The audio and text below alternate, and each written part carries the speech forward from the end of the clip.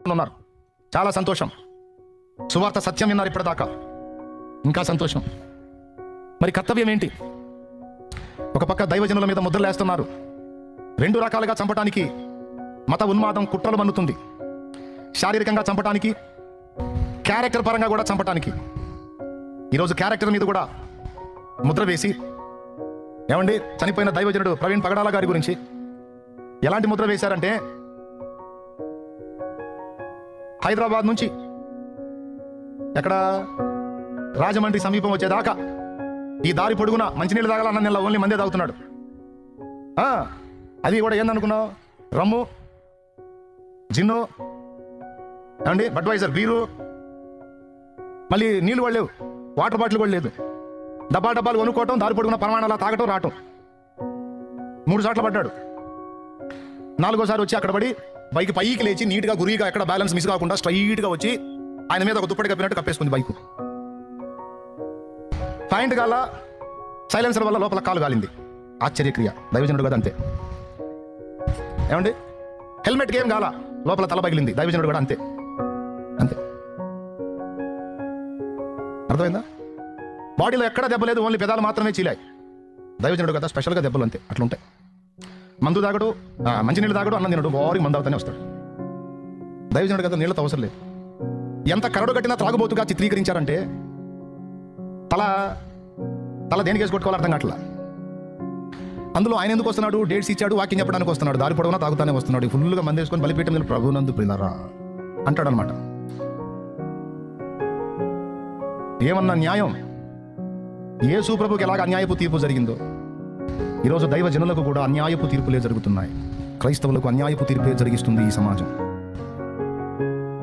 దేవుని బిడ్డలకు అన్యాయమే జరుగుతుందండి. ఎందుకంటే చెయ్యెత్తి దెబ్బ కొట్టరు, నోరెత్తి దూషించరు, గొర్రెల్లాగా విలవిలలాడతారు, గిలగిలలాడతారు తప్ప ఏ విధమైన దుర్మార్గాలకు పాల్పడరు. క్రైస్తవులు శాంతి కాముకులు కాబట్టి ఇలాంటి జడ్జిమెంట్లు, ఇలాంటి ఇన్వెస్టిగేషన్స్ జరుగుతున్నాయి. పోలీసు వారు అద్భుతమైన ఇన్వెస్టిగేషన్, ఆశ్చర్యకరమైన ఇన్వెస్టిగేషన్ బయలుపరిచారు. గౌరవ పోలీసు వారు, ఎస్పీ స్థాయి, ఐజీ స్థాయి అధికారులు. ఎంత ఆశ్చర్యం అంటే వాళ్ళు విడుదల చేసినటువంటి వీడియోస్లోనే అంటే బహుశా వాళ్ళకి సరిగ్గా 1-2 సార్లు మాట్లాడుకోలేదేమో అనిపించింది నాకు. మాట్లాడేటప్పుడు అరే మనం మాట్లాడేది రికార్డ్ అవుతుంది, అథెంటిక్గా ఉంటుంది, ఇది మనం జాగ్రత్తగా మాట్లాడాలని అనుకోలే బహుశా. ఎస్పీ గారు అంటాడు, స్పాట్లో మా ఏఎస్ఐ గారు ఒక ఆయన చూసి మనుషులు ఎవరో ఆయనకి చెప్తే ఆయన మాకు సమాచారం అందిస్తే మేము స్పాట్లోకి పోయాం అంటారు ఎస్పీ గారు. మళ్ళీ తర్వాత ఐజీ గారు మాట్లాడుతూ 112కి ఫోన్ వచ్చింది, అప్పుడు మేము అడిగిపోయి అంతా చూసామని వారు చెప్తారు.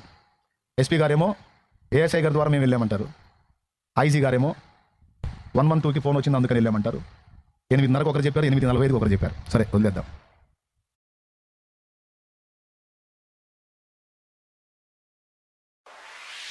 ఎస్పీ గారు ఇచ్చిన దానిలోనేమో బైక్ వెంట ఒక కారు, ఒక పెద్ద ట్రక్ ఫాలో అయింది. ఐజీ గారు ఇచ్చిన దానిలోనేమో బైక్ వెంట 4 కార్లు ఫాలో అవుతాయి. ట్రక్ ఎట్లా వేసిపోయిందో అర్థం కాల 30 సెకండ్లలో. దేవునికి స్తోత్రం. జస్ట్ ఆ వీడియోకి ఆ ఫుటేజీకి ఈ ఫుటేజీకి జస్ట్ 30 సెకండ్లు ఎత్తాడా. అందులోనేమో కారు, ట్రక్కు కనపడ్డాయి, ఇందులోనేమో 4 కార్లు కనపడ్డాయి. అది కూడా 3 కార్లే కనపడ్డాయి. మరి అది అంతకుముందు మరి సీసీ ఫుటేజీలో ట్రక్కు కనపడింది, ఇందులో కనపడడం మరి అది ఎట్టిపోయిందో అర్థం కాల. ఏమండి ఒకదానికొకటి వ్యతిరేకమైనటువంటి సీసీ కెమెరాసే అయినా కనపడలా. సరే 2. ఇక 3వది సీసీ ఫుటేజీలన్నీ ఓన్లీ బార్ షాపుల్లోనే దొరికినాయి. ఆశ్చర్యం అది. మరి అన్నదిన దగ్గర కానీ, కనీసం మందు తాగిన దగ్గర కానీ, లేకపోతే మంచినీళ్ళ బాటిల్ కొన్న దగ్గర కానీ 3 గంటల సేపు మధ్యలో ఆయన బ్రేక్ అయిన ప్లేస్ ఒకటి ఉంది. ఆ సీసీ ఫుటేజీలు దొరకల. మళ్ళీ సెంటర్ అక్కడ స్తంభం ఉంది, స్తంభానికి సీసీ కెమెరాస్ ఉన్నాయి, అవి ఎందుకనో బయటికి రాలా. తర్వాత ఎక్కడ కనపడ్డా హెల్మెట్, మాస్క్ మాత్రం పర్ఫెక్ట్గా కనపడుతున్నాయి. అంత దూరం జర్నీలో ఒకసారి కూడా ఆయన హెల్మెట్ తీయలేదంటే రికార్డ్ బ్రేక్. మరి ఎంత గొప్ప దైవజనుడో చూడండి మీరు. నీళ్లు తాగలేదు, భోజనం చేయలేదు, హెల్మెట్ తీయలేదు. మళ్ళీ చనిపోయేటప్పుడు ఎంత పద్ధతిగా చచ్చిపోయాడంటే బైక్ అలా పైకి లేచినప్పుడు ఈ మాస్క్ కళ్ళజోడు పక్కన పెట్టి ఇప్పుడు రా అన్నప్పుడు వచ్చి బైక్ పడింది. మళ్ళీ పెదాలు చేరుతాయి కాబట్టి, పెదాలకు డ్యామేజ్ అయింది కాబట్టి మాస్క్ను కళ్ళజోడు నీట్గా మడత పెట్టి పక్కన పెట్టాడు. ఆ తర్వాత బైక్ ఉంటామంటే వచ్చి కరెక్ట్గా దుప్పటి కప్పినట్టు పైన కప్పేసింది బైక్. అది కూడా రివర్స్లో. తర్వాత ఆయన పెట్టుకుంది నల్ల హెల్మెట్, బ్లాక్ హెల్మెట్. కానీ ఎస్పీ గారు మాట్లాడుతూ వీడియోలో ఇప్పుడు కూడా ఉన్నాయి చూడండి, అదిగో వైట్ హెల్మెట్ అన్నాడు. మరి బ్లాక్ హెల్మెట్ వైట్ ఎప్పుడు మారిందో నాకు అర్థం కాల. మొత్తం వీడియోస్ ఉన్నాయి. పోలీసు వారు ఇన్వెస్టిగేషన్ చేసి అవుట్ చేసినటువంటి వీడియోస్ని గురించి మాట్లాడుతున్నాను నేనేమి ఇంకో రకం వేరే నాకేదో నా ఊహ నేను చెప్పట్లా. వాళ్ళు అన్వేషించారు, పరిశీలించారు సైంటిఫిక్గా అన్ని రకాలుగా. మరి పరిశీలించి దాదాపు 20 రోజులు టైం తీసుకొని ఒక అద్భుతమైన స్టేట్మెంట్ రిలీజ్ చేశారు. డాక్టర్ ప్రవీణ్ పగడాల గారు, దైవజనుడు, దారి పొడవున్న బారు షాపుల్లో మందు కొంటూ తాగిన వీడియోలు లేవు, తాగుతూ 3 సార్లు పడి మళ్ళా లేచి 4వ సారి కింద పడి బైక్ మీద వేసుకొని చచ్చిపోయాడు. ఏమండి? కానీ అక్కడ ఉన్నటువంటి క్లూస్ ఉంటాయి కదండి, ఫస్ట్ క్లూస్ టీం రావాలి, ఆ ఏరియాని భద్రం చేయాలి, ఏమండి, డాగ్ స్క్వాడ్ రావాలి. ప్రజలకి చాలా డౌట్స్ ఉన్నాయి. ఆ డౌట్స్ని గురించి మాట్లాడినప్పుడు ఫొటోస్ కూడా చూపించి ప్రశ్నించినప్పుడు వాటిలో ఒక్కదాన్ని కూడా టచ్ చేయకుండా వాళ్ళు రాసుకొచ్చిన దాన్ని నీట్గా చదివి వెళ్ళిపోయారు తప్ప ఇందులో ప్రశ్నలకు తర్వాత చెప్దాం అన్నారు కానీ వారు సరైనటువంటి సమాచారం ఇవ్వాల. ఏం పర్వాలేదు, ఇబ్బంది ఏం లేదు, ఎందుకంటే ఇన్వెస్టిగేషన్ పూర్తయిందని చెప్పారు కానీ కేసు పూర్తి కాల, కేసు కొట్టివేయబడలా. మాకుండే ఆలోచనలు మాకున్నాయి, చట్టబద్ధంగా మరి వాళ్ళు అవుట్ చేశారు కాబట్టి ఇక మేము తీసుకోవాల్సిన చర్యలు మాకుంటాయి కదా, కోర్టును ఆశ్రయించి. మరి ఈ కోర్టులో న్యాయం జరగకపోతే హైకోర్టుకి వెళ్తాం, అందులో జరగకపోతే సుప్రీంకోర్టుకి వెళ్తాం, ఉన్నాయి ఇంకా. కాబట్టి మేము తీర్మానం చేసుకున్నాం, మా వంతు మేము కూడా దీని విషయంలో చట్టబద్ధమైనటువంటి విధానంలోనే పోరాడాలి. దీనికి సంబంధించినటువంటి సుప్రీంకోర్టు, హైకోర్టు లాయర్లను దేవుడు మాకు అందుబాటులో తీసుకొచ్చాడు.